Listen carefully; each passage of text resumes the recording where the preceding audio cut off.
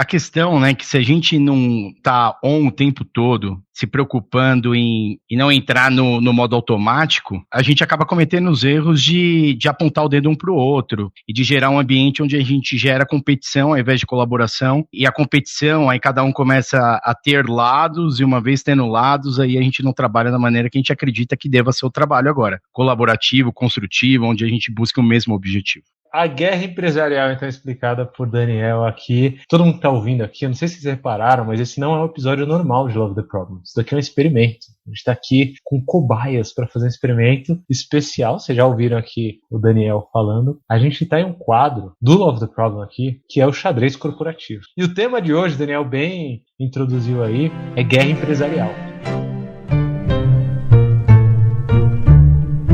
O conceito de estratégia, em grego, estratégia, em latim, estratégia, em francês, stratégie, o senhor está anotando?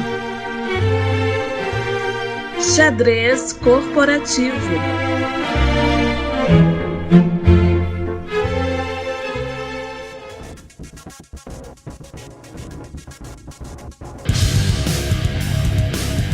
Fala galera, estamos aqui em mais um Love the Problem no quadro especial, que é o xadrez corporativo. Provavelmente não é a minha voz que vocês vão ouvir aqui dentro do xadrez corporativo, porque eu trouxe aqui, não, né? Foi ele que chegou pelas próprias pernas, então não tem nada a ver com isso, mas chegou aqui no Love the Problem, alguém que vocês já estão acostumados. E é a pessoa que me ensinou muito sobre essa consciência que o Daniel falou aqui na introdução, né? É a pessoa que abriu meus olhos para Lula, se você não estiver atento a esse tipo de guerra que emerge dentro das organizações, você vai ficar refém dela, né? É muito do que o Daniel falou. Então estamos aqui, que bela introdução, hein? Estamos aqui com o CFC, Carlos Felipe Cardoso. Fala, CFC, beleza?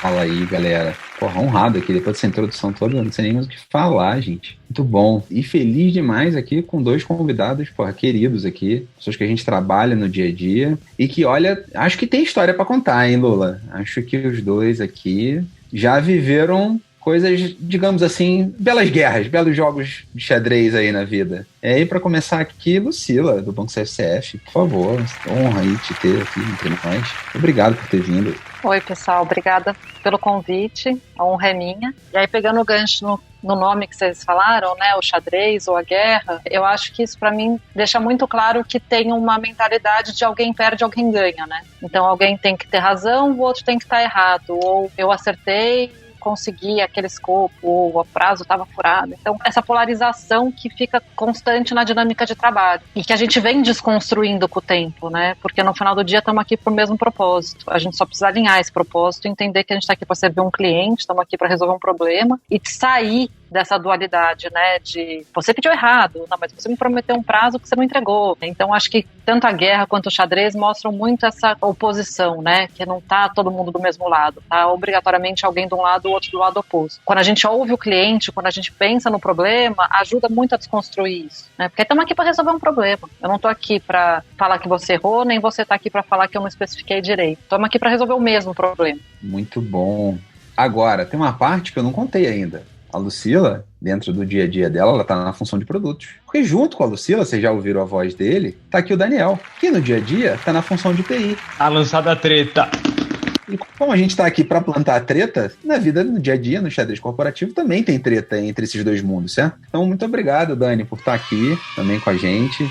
Super prazer. Pô, eu que agradeço, galera. Mega feliz aí com o convite. Muito feliz aí com a questão da experimentação. O Lula foi feliz aí em convidar a gente que tá mega aberto a experimentar. No final do dia, eu e a Lucila, a gente tem a oportunidade de trabalhar juntos, né? Ela e eu já tivemos outros parceiros ao longo da carreira. E como é que você desconstrói isso, né? Do ponto de vista de liderança, como é que a liderança influencia esse ambiente? Como é que a liderança é mega importante para que o aponta-dedo não aconteça, né? No final do dia. Porque se a gente começa a se opor, a gente não vai construir, não vai atender. E para o cliente, só para fazer esse gancho, para o cliente no final do dia, ele está preocupado com a empresa. Ele não está preocupado com as áreas da empresa. Ou com os interesses das áreas da empresa, né? Ele está preocupado com qual o problema problema dele vai ser resolvido e como isso vai ser resolvido e que aquilo atenda a expectativa que ele tem, né, como cliente, de ter o problema solucionado. Então, o ambiente colaborativo, que a gente fala de multidisciplinar e tudo mais, é justamente para a gente promover a melhor solução para ele, né? Então, se eu tiver numa guerra com a Lucila ou ela comigo, isso não vai acontecer no final do dia. É muito doido porque todo mundo é cliente de várias empresas, né? E aí você lembra daquele call center que você liga e a pessoa fala, não, isso daqui não é aqui, isso daqui é lá não sei onde. Ah, isso aqui é aqui, é lá não sei onde. E aí no dia a dia das pessoas que estão sendo lideradas, isso daí é só um efeito colateral da guerra empresarial que rola dentro da organização mesmo, né? E aí, o Daniel falou o tema de liderança, eu acho que a gente como liderança tem muito esse papel de interromper esse modelo mental, porque se a gente reproduz esse modelo mental, aí acabou, né? Aí para as equipes só se multiplica, né? Então a gente é ou a trincheira ou o catalisador desses negócios, né? Ou a gente faz esse negócio parar e a gente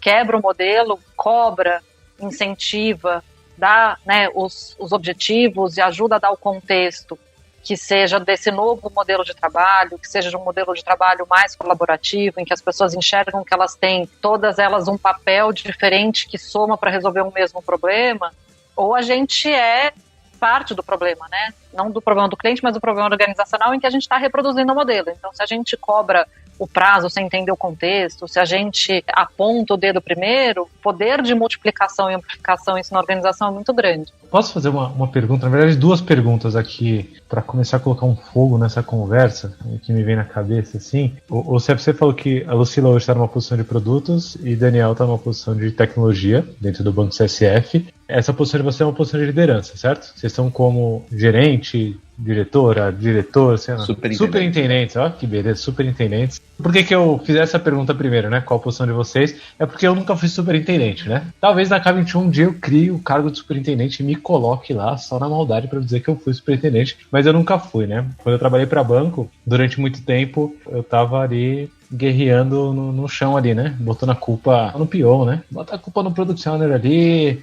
ele botou a culpa em mim, pá. Brincadeira. Nunca fui tão guerreador assim. Sou muito fraco para guerrear, então eu sempre tentei colaborar. Mas a minha segunda pergunta, né, depois de saber a posição de vocês, dada toda a experiência que vocês têm, da onde vocês vêm, beleza, a gente quer esse ideal de a galera colaborando em prol do cliente e tudo mais e tal, e que bom que a gente vê isso, fala isso e persegue isso, mas da onde vem essa guerra empresarial que, por mais que a gente bata nessa tecla de a gente quer colaborar, a gente quer todo mundo junto, a gente quer perseguir o cliente, por que em cada organização que a gente entra, a gente ainda sente essa coisa no ar, né? A Lucila me falou uma coisa aqui antes da gente começar a gravar, que eu acho que eu vou guardar pra eternidade, né? Assim, ela falou, parece que as paredes reproduzem o modelo mental, né? Parece que, por mais que a gente trabalhe, a gente se esforce pra mudar esse tipo de coisa, é só entrar num ambiente que a pessoa já meio que incorpora. Opa, vou botar meu chapéu aqui de guerreador, minha armadura e vou partir pra guerra pra cima de TI, né? Vou partir pra guerra pra cima de produtos e por aí vai. Da onde vem esse espírito maligno que assola as organizações? Eu acho que tem diversas componentes, eu vou puxar uma que para mim é muito fundamental, que é o tema de objetivos e incentivos, né?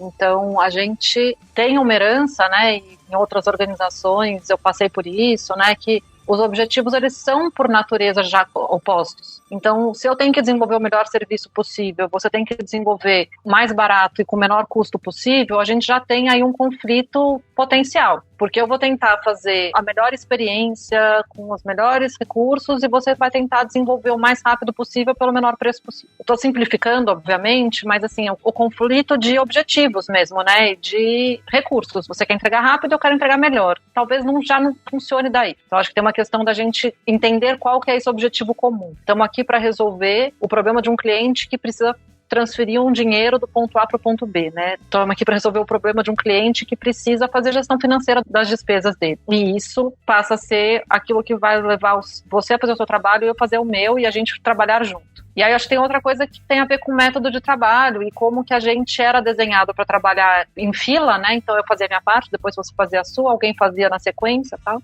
E acho que o Daniel pode falar isso melhor do que eu, né? Mas a quebra do modelo de trabalho também ajuda a desmontar um pouco das armadilhas aí desse xadrez e dessa guerra. Sem dúvida, isso faz todo sentido. E aí eu acho que a grande questão aqui, refletindo sobre, será que o Scrum Guide, de alguma maneira, não nos levou a alguns erros? Para refletir assim, quando ele define o backlog, é responsabilidade do PO. Ele gera na cabeça do desenvolvedor, do responsável de tecnologia, o seguinte: eu faço o que você pede. A tela e a experiência é responsabilidade do UX. Então, a tela que está aqui é a tela que você pediu. Será que aí não começa a gerar de novo a entropia no sentido de, cara, eu tô aqui aguardando, eu sou responsável pela qualidade do software, por colocar mais rápido, por ser assertivo mas eu não sou responsável pelo produto. Então, assim, acho que quando a gente olha para as definições de papéis e responsabilidades, eu acho que vale uma reflexão sobre isso. A gente deveria rever algumas coisas ali. Eu tive ao longo da minha carreira discussões com os meus times, muitas vezes mas o PO não pediu isso. Eu falei, mas você viu que isso tinha que ser feito? Vi. Por que você não falou? Né? Numa planning, por que você não discutiu numa daily? Por que você não trouxe para a mesa que o resultado não ia ser assertivo? Porque a responsabilidade é de todos, né, sobre o produto. Então, se a gente colocar dessa maneira, eu acho que facilita uma série de discussões que a gente vai ter ao longo do caminho. Olha que coisa engraçada, né, Dani? Adorei. Tá esquentando, hein, Lula?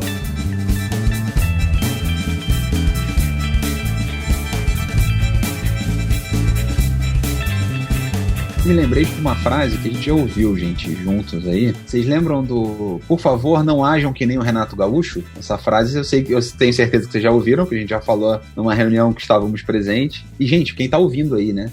O que é ser o Renato Gaúcho? Ou jogar como o Renato Gaúcho? É porque se o meu time ganha, eu sou responsável, certo? Se meu time empata, a culpa é nossa. Mas se meu time perde, a culpa é deles, né? Porque, tá vendo? Esse time, esse jogador que não fizeram nada, foram pra boate ontem, estão aí tudo cansado agora e tal. Não tem nada mais tóxico, né? Já pensou o Renato Gaúcho ouvindo o episódio? Que doido que seria. Renato Gaúcho, liga nós aí, ó. Entre em k21.link/Love the Problem e deixa o feedback lá. A gente te perdoa. Tá? Olha que louco, né? Porque acho que super conecta com as paredes reproduzindo o modelo mental. Quanto tempo a gente já ouviu que, não, na verdade eu só preciso ser responsável, é ser o pescoço que vai ser apertado, Dani, né? Aquela coisa assim. Então é só ter certeza de qual é o pescoço que eu vou apertar e como a gente, enquanto modelo de liderança, vem mais do que, né, estimulando, Lucila trouxe aqui, vem reforçando o tareferismo. Entrega suas tarefas aí que tá tudo certo. O resultado da companhia a gente vê depois, mas a minha parte, pelo menos. E aí, Lula, eu queria trazer um exemplo que você viu de perto, que só pra te botar na treta aqui também, que eu tô aqui pra isso, né? Porque a gente já viu isso, gente, num departamento que prestava serviço pra empresa. Então, só pra gente fugir aqui de TI e negócios, né?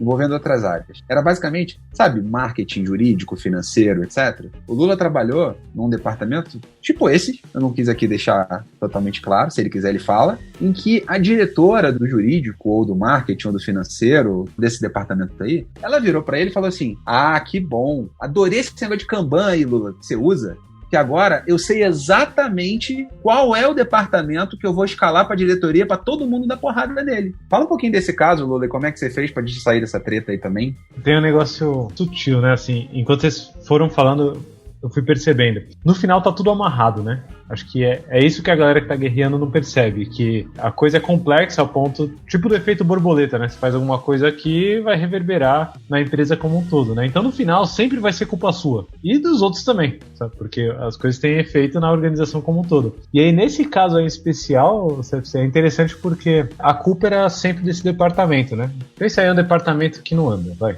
Um departamento que sempre impacta as coisas. Eu aposto que a Lucila pensou em TI. Não tá nada, não. Brincadeira, zoeira. Mas pensa aí no departamento que não anda as coisas, né? Marketing, jurídico. Provavelmente, se esse departamento está entupido de coisa e nada anda, né? Você põe lá nada anda, a culpa não é só do departamento que não consegue dar vazão. A culpa é também de quem continua abrindo coisa para ele fazer, e às vezes coisa de baixíssimo valor, né? E aí que entra a brincadeira aqui que eu falo, pensou em TI. Se produtos pensar que TI não anda, produtos, você tá pedindo a coisa certa ou você tá saindo pedindo um monte de coisa, né? E aí nessa história, CFC, o mais interessante dessa guerra empresarial aí que vivemos é que isso serviu como insumo pra gente sentar e colocar o bode na sala com cada uma dessas áreas, né? E aí o circo pegou fogo, né? E eu lembro desse dia exatamente, CFC, eu lembro exatamente desse dia que a gente foi sentar com duas áreas, né? Inclusive o Daniel conhece os atores e tudo mais. A gente foi sentar com duas áreas, a gente sentou com a primeira área e falou, então, não, vocês estão abrindo coisa sem parar, e aí vocês abrem e depois nunca dão feedback, nunca pegam. É só tipo, fire and forget, né? Tipo, lança e esquece. Aí a área fez a minha culpa e falou, putz, é verdade, a gente precisa olhar melhor o que a gente abre, vamos trabalhar junto, vamos olhar isso junto, tá? Tipo, pô, beleza, e marcou outra reunião pra fazer uma seleção dessas coisas, priorizar melhor, né, e tal, e começar a ajeitar. Lindo, né? A gente mó esperançoso. Pô, beleza, que da hora. Vamos pra segunda? Vamos. A gente chegou, sentou com a segunda área, assim. E isso daqui só top management, né? Assim, só xadrez corporativo geralmente é nesse nível, né? Que é jogado. E a gente sentou na mesa. E ele falou a mesma coisa que a gente falou para a primeira área. Pô, então, muita coisa aberta, vocês não tomam conta, tá? A outra pessoa da área interrompeu no meio do que a gente estava falando e falou assim: vocês que são ineficientes, eu não quero mais que vocês peguem demanda nossa, eu quero internalizar aqui para nossa área tocar essas demandas porque vocês são pouco eficientes. E aí, o queixo caiu, né? Eu tentei abafar um pouco, você assim, tipo, calma, galera, segura. A gente tá tentando aqui trazer esse espírito de colaboração e tudo mais. E aí eles vieram de novo e falaram, não, é ineficiência, é má gestão de vocês. Não quero saber. Sim, eu quero internalizar e eu vou fazer o possível pra trazer pra dentro pra gente tocar essas demandas, sem precisar de vocês. Eu tentei uma terceira vez, não consegui. Aí eu peguei minha pipoquinha e fiquei só assistindo eles guerreando lá, porque eu não tinha muita mais coisa pra fazer, né? Mas essa questão do bode na sala, pra mim, Sérgio, talvez seja o ponto principal dessa história, né? O que eu jogo aqui pra vocês, pra saber dos três, né? É o quanto esses bodes são colocados na sala ou não, né? O quanto a gente fala sobre isso, ou o quanto fica só nas paredes, né, Lucila? O quanto fica só no ar, assim, esse climão e essa coisa toda da guerra empresarial. É que a gente fala bastante de tecnologia e negócios, porque acho que é dos grandes folclores dessa guerra, né? Então, a gente tem essa polarização, né, histórica, mas na verdade tem vários outros tabuleiros de xadrez rolando na organização, né? Porque o compliance, ou o cara de prevenção à fraude, que também é conhecido como prevenção a vendas. Então, se esse cara está trabalhando para não ter fraude ou zerar a fraude, a melhor maneira que existe é fechar a empresa, certo? Porque a empresa fechada não tem fraude. Então, se ele não trabalhar comigo em negócio, aspas, para que a gente consiga fazer negócio de uma maneira segura e ter as proteções necessárias nos lugares necessários, a gente fecha a lojinha. Mas quem nunca ouviu a expressão, né, de compliance do Departamento de Prevenção a Fraudes é de prevenção a vendas, né? Então, é outro tabuleiro. O que a gente precisa entender, para mim, assim, eu trabalho numa empresa de tecnologia e para mim o Daniel é um cara de negócio. Nós estamos aqui para servir o cliente. Eu preciso que o cliente consiga fazer a gestão da vida financeira dele. Mas a gente tem diversos tabuleiros que a gente tem que ir desmanchando, né? Do tipo, cara de prevenção a fraudes. Ninguém quer mais prevenir fraude do que eu. Porque eu também não quero um negócio que está super vulnerável. Então trabalha comigo para a gente ter um negócio resiliente. Jurídico. Eu não quero ir presa.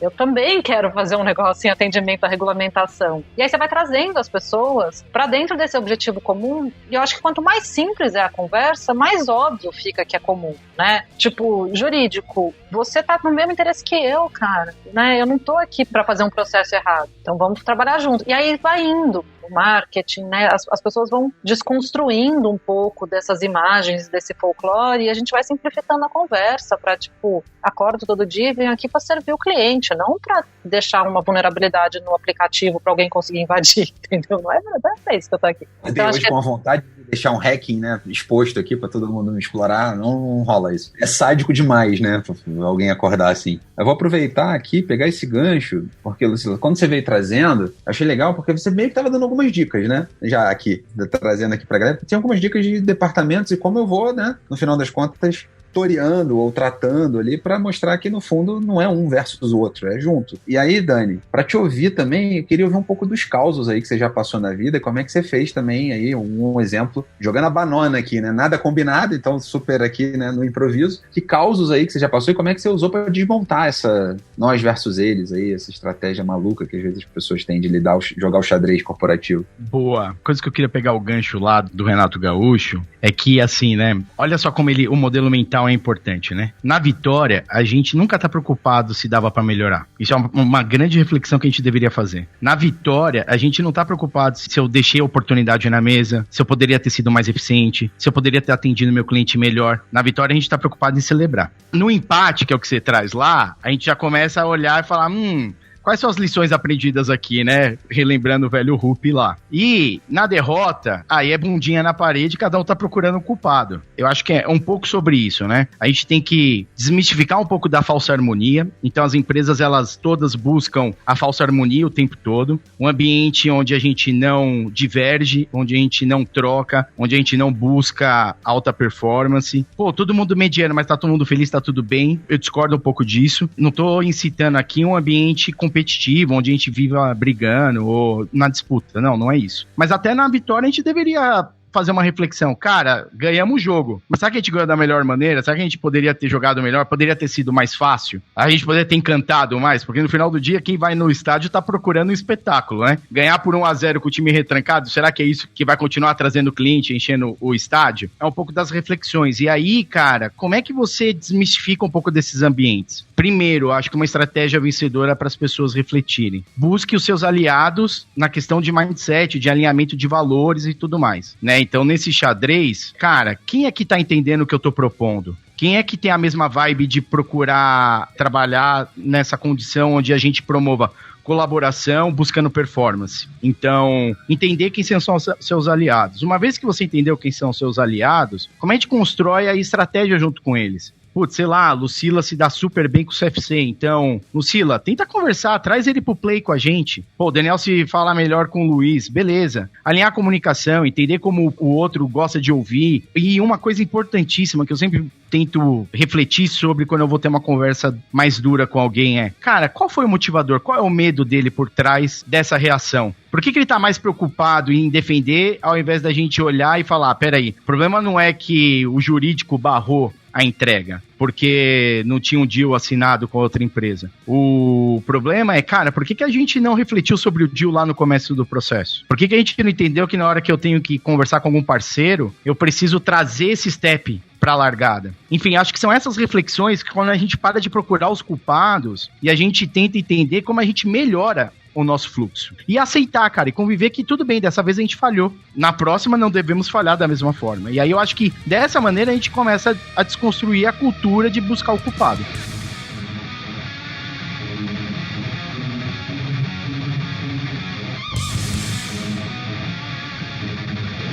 Dani, sabe que quando você falava, eu acabei de perceber que no jogo de xadrez mesmo, eu não sou muito bom em xadrez, né? Mas no jogo de xadrez, não dá pra você desfazer o movimento que alguém fez, né? Então você tá jogando, pô, a pessoa, sei lá, mexeu a torre, cara, tá mexida. E aí entra muito nesse lance que você falou de aceitar, né? Assim, aceitar, beleza, ok. Esse movimento tá feito, como agora que eu faço algum movimento aqui pra gente ganhar, só que ganhar é muito no que a Lucila falou, né? Ganhar é, pô, tem pouca fraude, a gente tá vendendo bem, os nossos números estão ficando mais positivos. E aí, dentro desse jogo do xadrez corporativo, né, dessa guerra empresarial, você falou um negócio que eu me dou pouco conta, né? Eu falo pro CFC às vezes que eu tenho o coração de menino, né? Lula ingênuo, né? Inocente, acha que todo mundo tá sempre tranquilo. E você falou sobre buscar os aliados, né? E aí buscar os aliados não significa, interpretando o que você falou, né? Não significa que vocês estão jogando contra um adversário interno. Vocês estão jogando contra o mercado, certo? A gente tá jogando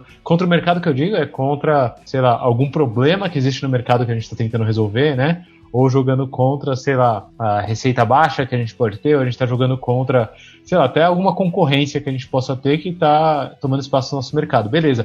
Quem são meus aliados reais dentro desse jogo que eu estou jogando, né? E a partir disso começar a gerar essas conexões, né?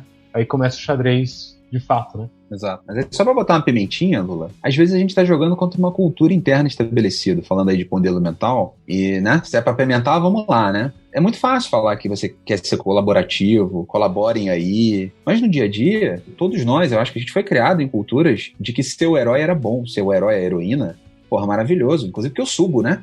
Olha que maravilha, eu consigo virar executiva sendo o herói. Quantos de amigos nossos, quantos de nós já não subimos assim na carreira, certo? Só que aí volta naquela velha frase de todo herói vira vilão em algum momento da história. E aí só para tangibilizar isso daqui, né? Se eu tenho produtos na figura da Lucila e eu tenho TI na figura do Daniel, olha que maluquice. Em muitos de nós vem demanda e capacidade. Que um pede, conectando aqui com o que o Dani acabou de falar, Isso não faz o menor sentido. Quem é o responsável pela demanda? A gente, enquanto time, enquanto empresa. Quem é o responsável pela entrega? A gente. Por acaso, vai ter mais trabalho de um ou de outro em uma etapa? Talvez, faça sentido, porque, né? Vai ser um produto digital, vai ter muita coisa de desenvolvimento ali, mas não é responsabilidade só de desenvolvimento. E são os ecos, né, da nossa cultura que a gente vai bater. Então também tem essa temperinho de aliado aí, né? Tem uma história que eu vi esse final de semana e eu quero ouvir vocês sobre essa guerra empresarial que acontece aí no dia a dia, que é em cima desse ponto que você trouxe. Olha só o cenário, né? Lá de baixo mesmo. A pessoa é designer, trabalha num time, e ela sabia que uma outra pessoa manda mal na equipe dela, certo? Só que essa outra pessoa que manda mal, ela responde pro Daniel, porque é dev, né? Tô brincando, não é pro Daniel, não é nesse cenário aí, eles nem sabiam da história. Mas responde pro chefe de TI, né? Só pra melhorar ainda essa história, eles usam aquele modelo do Spotify, né? Então ela falou, não, pô, a pessoa é do outro capítulo. Olha que bonito, né? Do outro capítulo, e esse capítulo ela responde pro chefe do capítulo lá. Isso só acontece nas empresas da Suíça, tenho certeza. Isso, é isso.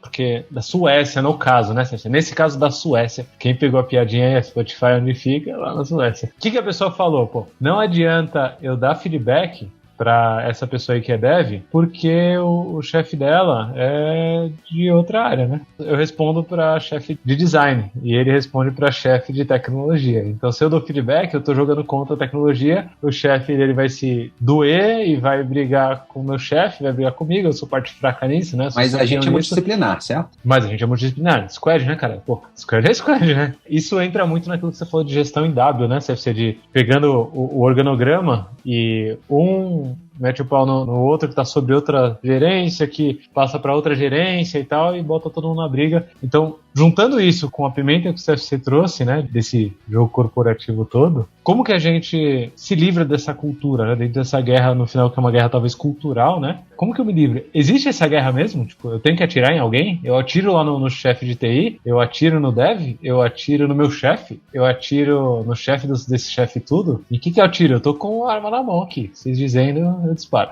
É muito louco, né? Porque a gente transportou para o mundo corporativo um linguajar e um vocabulário de guerra. Então a gente tem aliado, para mim o pior é o war room. Eu já passei por muitos war rooms na minha vida e eu vinha falando dentro da transformação cultural assim, nada bom pode sair de um war room. Porque como você entra no war room? Você entra preparado para matar ou morrer, certo? Alguma coisa ruim vai acontecer no war room, não acontece coisa boa. Mas a gente trouxe um vocabulário que aciona, né, o nosso cérebro animal mesmo, né, o reptílico lá, porque você entra no war room, você entra para se defender. Repara o quanto do vocabulário de guerra, o quanto o nosso vocabulário corporativo é bélico. Então eu já tive alguns projetos em outras vidas, né, que eu falava assim, gente, eu me nego a ter um war room, a gente vai ter uma sala, pode ser uma sala de crise, porque eu acho que uma sala de crise reflete eventualmente o que a gente está fazendo, porque pode ser que a gente esteja cuidando de uma crise, então uma sala de crise transmite o que a gente está falando, né, não é um mar de rosas estar numa sala de crise, mas numa sala de crise a gente está trabalhando para resolver uma crise. Num war room eu estou trabalhando para me defender e para me proteger, porque meu cérebro entende que guerra eu tenho que me proteger. Então a gente traz uma linguagem muito bélica para o mundo corporativo. E olha que engraçado, né? Até fazendo uma conexão com isso, no episódio de estratégia que a gente estava com Sandra e a Mari aqui no Love the Problem, né? A gente estava falando de vários livros, e um que a gente chegou a comentar e depois acabou não falando foi A Arte da Guerra, do Sun Tzu. Olha que coisa louca, né? Então, assim, virou realmente um play de canhão e guerra. E como é que a gente ajuda, de repente, a desmontar, né, esse caminho? Porque, de novo, a gente falou agora há pouco de cultura, falamos um pouquinho de liderança também, mais cedo, sobre a gente estar no papel de liderança, a gente tem que ajudar a desmontar isso. E como é que vocês têm usado no dia a dia, vocês que estão nas trincheiras, né? Como vocês têm usado para desmontar isso? Porque no final das contas, cansa, né? No mínimo, é o tipo de coisa que, assim, atrito, lembrando da física, né? A gente fala, não, é bom. Eu ouvi no outro dia, né? O Lula estava falando da gestão em W ali. No outro dia eu ouvi de um CEO. Vamos trazer aqui frases corporativas, né? Parece que tem um dicionário corporativo secreto, só, né? Tipo, você chegou a CEO, aí você ganha acesso, tipo maçonaria, né? Um livro secreto aqui de frases. Ele falou, não, atrito é bom. É bom manter todo mundo com a panela bem quente, bastante atrito, que aí todo mundo fica ligado, fica no 220.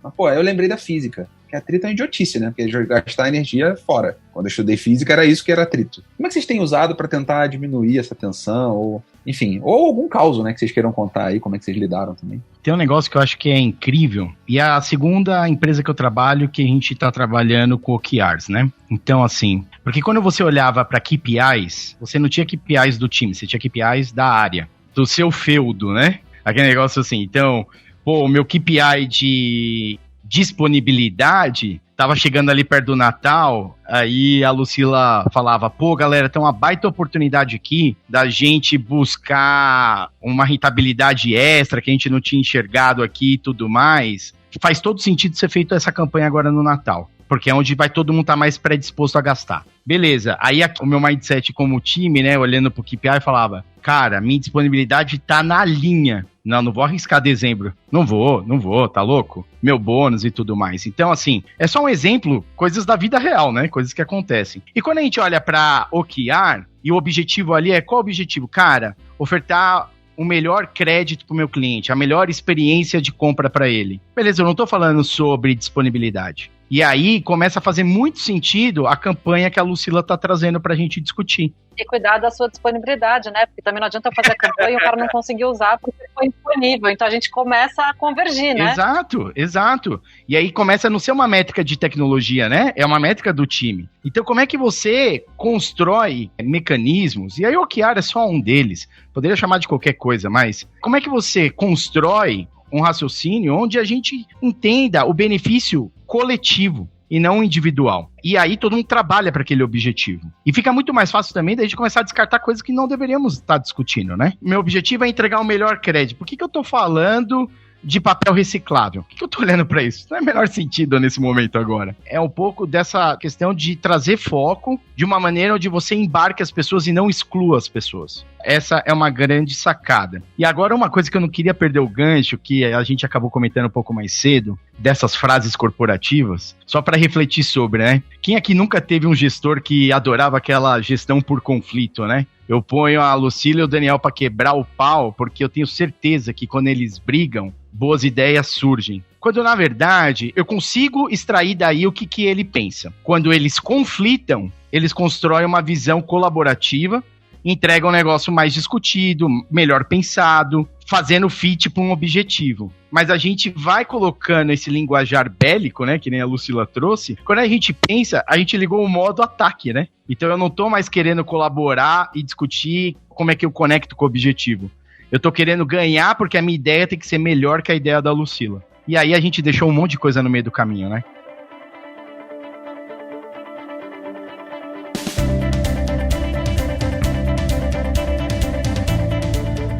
Tem duas dicas implícitas no que vocês falaram aqui que eu captei. E eu acho que vale a pena explicitar para cada um que tá ouvindo. Duas dicas preciosas. Além da primeira que o Daniel já trouxe aí, né? Que são os objetivos em comum. Liderança. Pelo amor de Deus, objetivos em comum é o que une aí, no mínimo, produtos e tecnologia, né? Que isso vai, inclusive, além. Mas, Daniel, você falou uma palavra que, junto com esse call to action para liderança ter objetivos em comum, eu acho que é uma dica preciosa que você acabou dando aí, que é foco. Você falou a palavra foco, né? Eu trabalho com muitas equipes, com muitos times, muitas organizações, e a gente fala muito de limitar o trabalho em processo, né? Assim, limitar a quantidade de trabalho que a gente está fazendo. E a galera às vezes pensa que isso é só no chão, né? Só no trabalho de quem tá ali, do analista, né? De quem tá ali. E aí você trazendo essa mensagem de objetivo comum junto com foco, mostra que o foco também tem que existir lá em cima, né? Se for foco estratégico, né? Se for foco da liderança, 20 coisas, nada vai ser foco, né? E aí o objetivo em comum vai acabar, porque cada departamento vai pegar o seu item ali, vai fazer o seu item e acabou aquilo que a gente chama de organização de objetivos em comum. Então foco eu acho que é uma dica que você trouxe aí também preciosa. E a Lucila, pegando o gancho aí, trouxe uma dica que eu acho também que é muito preciosa para quem está dentro desse xadrez corporativo tentando fazer o bem, né, presumindo boas intenções de cada uma das pessoas, que é você abominar conflito de pessoas e, se for para ter conflito, que seja de ideias, né? Então eu acho que essa dica também é muito preciosa, né? Se for para ter conflito, que seja conflito de ideias e não incentivar conflito de pessoas, né? Pessoas conflitando simplesmente por serem em relação ou por estarem na posição que elas estão, não vai ser nada saudável.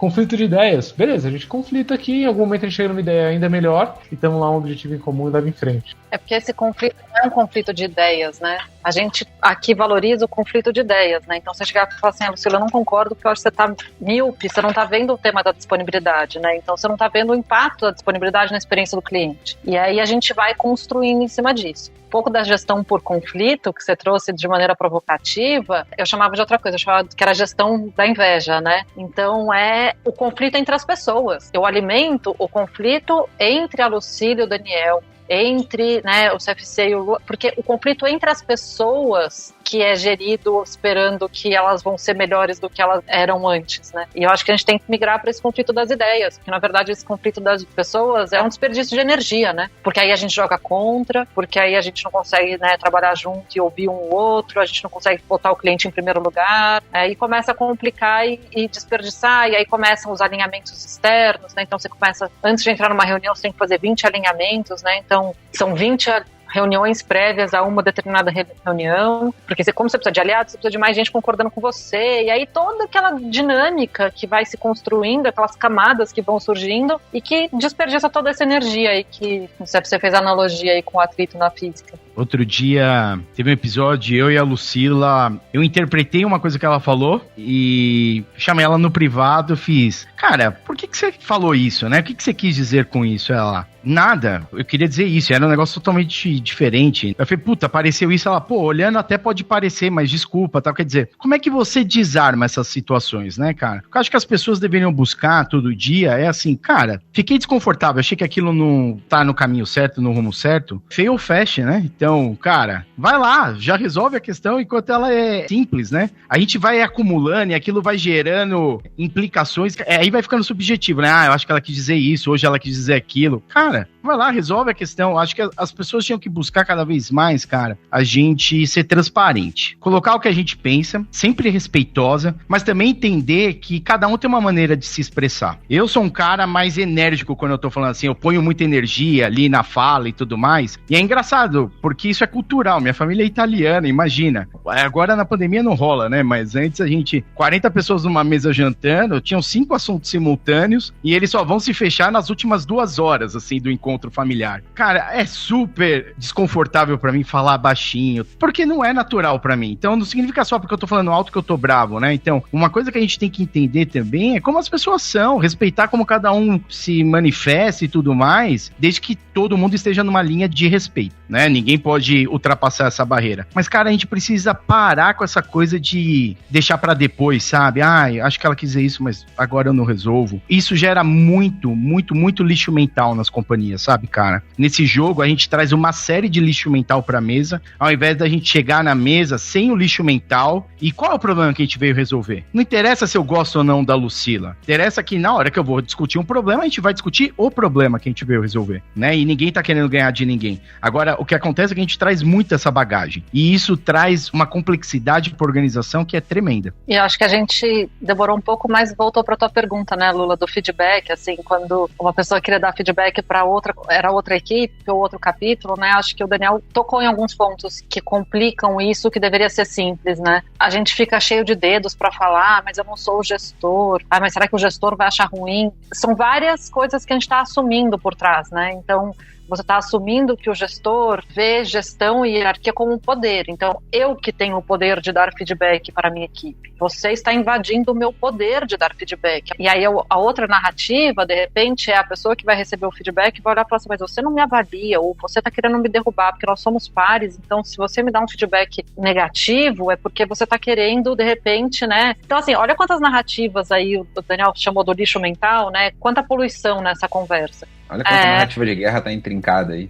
E assim, a gente, nessa simplificação, eu sou muito a favor da simplificação, né? Vocês já me ouviram aqui falar de simplificação em outras histórias, mas assim, a gente vai desarmando essas bombas, né? Já que a gente tá falando em termos bélicos. Acho que a gente vai desarmando essas armadilhas pra, cara, eu quero que você melhore. E aí, quando eu quero que você melhore, eu quero ter uma conversa com você que eu acho que é alguma coisa que você pode melhorar, não importa se eu sou seu gestor, seu par, seu subordinado, né? Eu tô aqui trazendo alguma coisa pra gente conversar pra você melhorar. Ou, como o Daniel usou de exemplo, eu quero esclarecer alguma coisa. Por que você falou daquele jeito? Ou por que você priorizou isso e não aquilo? aquilo. Essa comunicação facilita muito a desarmar alguma dessas bombas. Acho que pegando esse gancho do desarmar as bombas, né? Principalmente o último ano e meio, tive um aprendizado aqui, queria trazer para a mesa, que é o quanto a gente, por causa dessa carga mental toda que a gente já carrega com a gente foi leniente, né? A gente foi permissivo, talvez seja uma palavra até melhor, com determinados tumores, digamos assim, que estão dentro do nosso time. Mas a gente deixa, porque eu não vou comprar essa briga. Certo? Não é essa briga que eu quero comprar agora, etc. E tem um aprendizado sobre como determinados valores, a gente precisa ser intransigente. Esse valor da fofoca, porque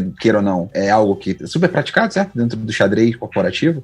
Fofoquinha pra lá, fofoquinha pra cá. O quanto isso tá sendo um tumor dentro do nosso time, dos nossos times no dia a dia. Quanto a gente, enquanto liderança, tá se permitindo ser leniente com isso. E o quanto isso vai se voltar contra a gente, né, em algum momento. Então, acho que pegando aquele gancho ali dos objetivos em comum, uma liderança alinhada, olhando pro todo, né, que a gente estava falando nas dicas ali que o Lula bem resumiu, a gente, enquanto liderança também, não tem que ser um pouco mais enfático em, cara, desculpa, não é assim que se joga aqui. Essas não são as regras do jogo. Frases do tipo, em chuva de problema, né, a frase não é bem essa, tá, gente, mas só pro podcast não ser censurado, em chuva de problema, pega o menor e senta. Não é bem essa frase, mas acho que vocês já entenderam como é que se fala no mercado. Isso é um tumor, certo? É isso mesmo? A gente vai deixar esse jogo ser jogado no nosso time? Então, você sabe que quando eu ouvi essa expressão, tem uma outra dica que eu recebi, que é assim, em chuva de problema, a gente achava que era pega o menor, você pega um médio, porque se te virem com o menor, vão te dar outro. Então você pega o médio, que pelo menos você pode, entendeu?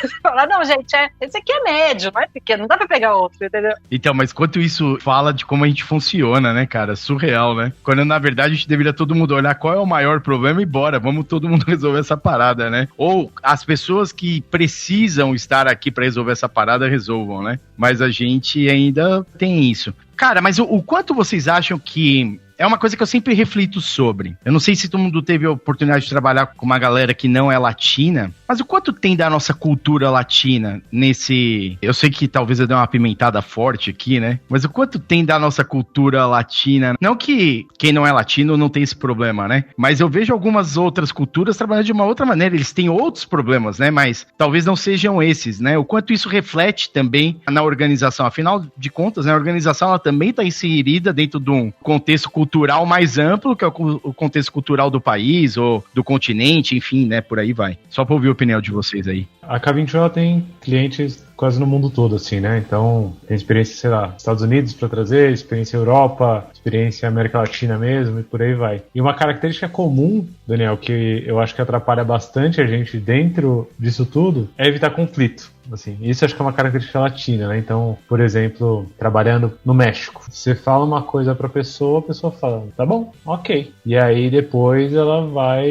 expressar de alguma outra forma que não tá ok, sabe? Nos Estados Unidos, por exemplo, as experiências que eu tive, a gente estava no Banco da Califórnia e a gente estava fazendo alguns exercícios de discovery de produtos, né? Assim, e com a equipe toda na sala, né? A galera que é de produtos, a galera que não é e tal. Lá eles são um pouco mais diretos, né? Então, no meio do exercício, teve um cara que era dev, ele falou, eu não entendi por que a gente está fazendo isso, eu não sei por que eu tô aqui, eu não sei por que eu deveria estar aqui, eu vou levantar e vou sair porque eu tô ficando nervoso, então eu vou sair da sala. Tchau. E levantou e saiu, assim. Essa é uma cena que no Brasil isso acontece. Nossa, caraca, maluco, o que aconteceu? Passa na RH. Loucura, que isso, que loucura. E lá foi tipo normal. O resto da galera olhou e falou, pô, beleza. Alguém falou, tipo, eu dei assim mesmo. E ok. Não que o jeito dele resolva também, tá? Assim, não que ser direto da forma como ele foi, resolvesse qualquer coisa. Mas eu acho que é esse lance que você falou de cada cultura ter os seus aspectos, né? Assim, tem a galera que trabalha na França também, tem um episódio do Love the Problem sobre isso. A cultura francesa também tem seus aspectos, sabe? A gente tá em Portugal também, a cultura portuguesa também tem seus aspectos, e por aí vai. Mas acho que a latina mesmo, não, pô, vem cá, nós é brother, nós é parça, né? Abraço aqui, ó, a gente é amigo e tamo aí. E aí, quando na hora do vamos ver, a gente não tá falando da parte que a gente não é tão parça assim, né? Que é talvez a parte que a gente deveria falar e não tá falando. Cheirinho de harmonia artificial passando aqui, assim, pela gente, que foi uma beleza, né? Fazendo a conexão com o que eu só falei, né? A falsa harmonia. Você preza mais a relação ao invés da solução.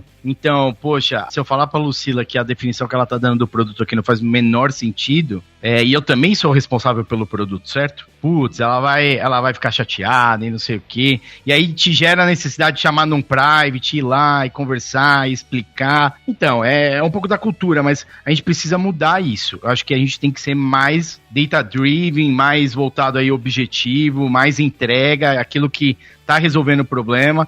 E aí isso começa a condicionar a gente a ter uma outra abordagem para a resolução dos problemas. Tem alguns temas realmente da cultura organizacional que a gente precisa desconstruir e a gente quer construir uma nova cultura organizacional, falando de maneira geral, né? A gente vê várias empresas passando por essa chamada transformação digital, né? Falando de um trabalho mais multidisciplinar, que é mais interativo com o cliente, que alavanca mais dados, que é mais colaborativo. Então, acho que, assim, tem vários aspectos que a gente falou da cultura organizacional. Você trouxe um outro aspecto da cultura do país, da cultura da origem de cada um. E esses eu acho que são bastante mais difíceis da gente desconstruir. Eu acho que a gente tem que reconhecer, respeitar e aí preservar o que a gente precisa fazer dentro desses aspectos culturais do lugar, né? Então, se a gente tem que dar feedback, a gente tem que dar feedback. Só que dar feedback aqui no Brasil, dar feedback na Espanha, no México ou na França vão ser exercícios diferentes, mas sem abrir mão, como o CFC falou, da gente ser totalmente intransigente com os valores, né? E se eu tenho que dar um feedback, eu tenho que dar esse feedback respeitando o background cultural das pessoas, mas eu não vou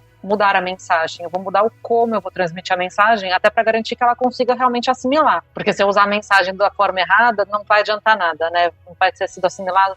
Então acho que esses aspectos culturais mais amplos que você trouxe, né, do país, eles têm que ser mais influenciados o como a gente vai fazer e não o que dos propósitos que a gente se colocou, né, então temos que aprender, a gente tem que ajudar a melhorar, a gente tem que ser transparente e dar feedback, só que a gente tem que saber fazer isso em diferentes contextos culturais. Mandar uma mensagem em russo pra alguém que só fala português não vai resolver, né, Lucila? Assim, tem que estruturar de um jeito que a pessoa entenda. Sensacional. O que, muito claro, o como a gente vai ter que colocar, né? Sensacional, Lucila.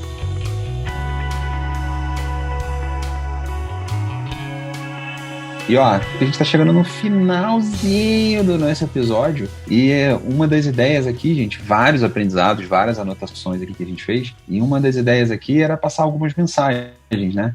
Então, Lu, já botou aqui uma primeira, muito legal.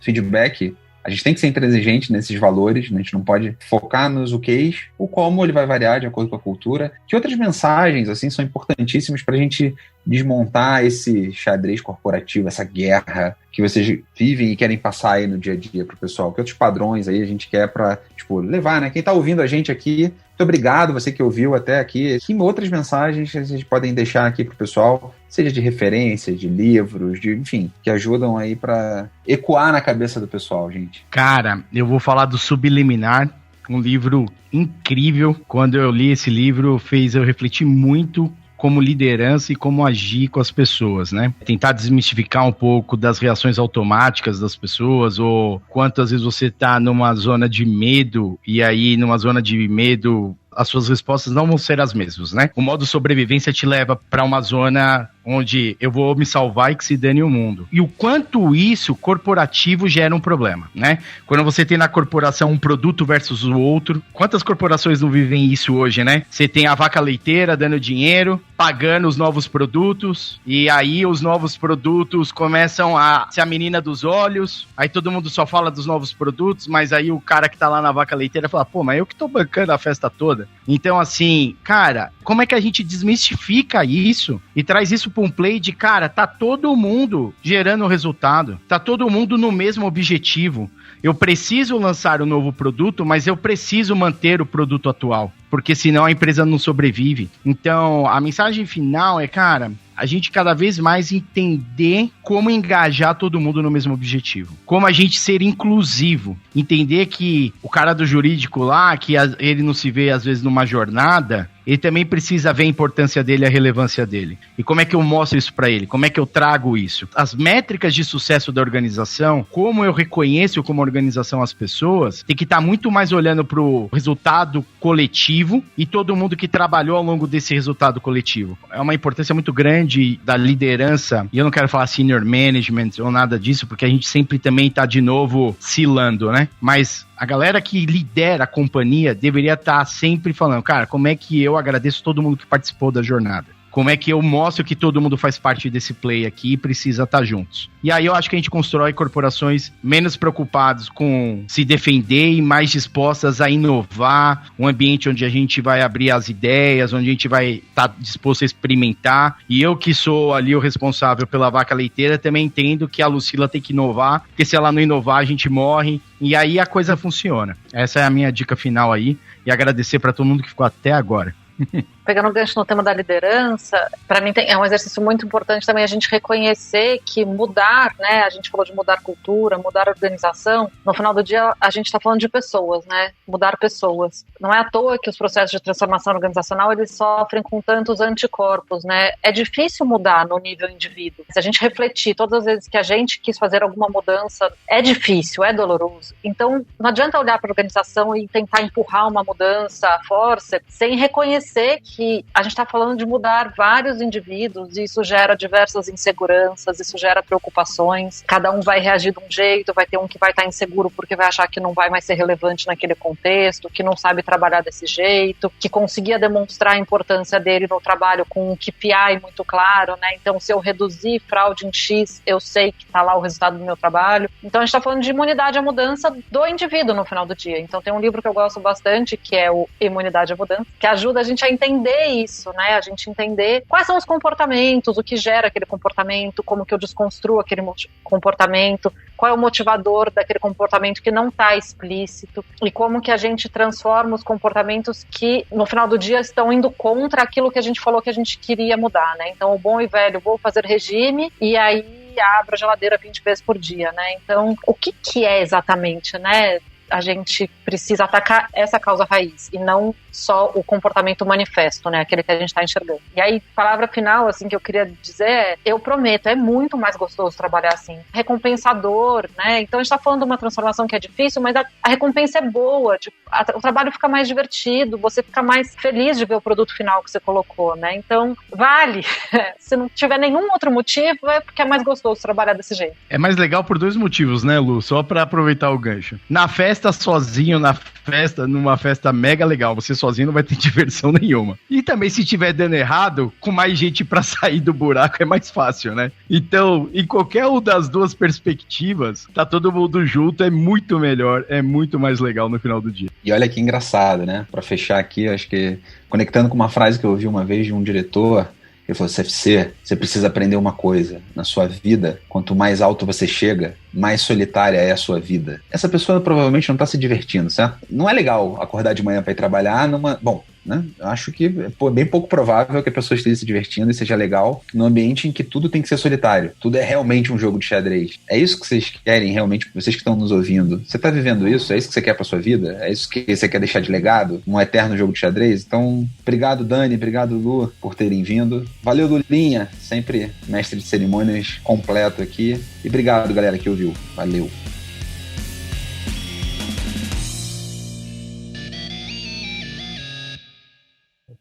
Peraí, que eu tenho 2 dicas também pra dar pra vocês, ó. Primeira dica, k21.link/Love the Problem, tem o nosso backstage, você consegue ver lá a Lucila, Daniel, os contatos deles e tudo mais, mas essa dica é menos importante do que a segunda, né? Priorizei mal. A segunda dica é, ouçam os próximos episódios do Xadrez Corporativo, porque a gente começou bem, eu acho que tem coisa boa por aí. É nóis.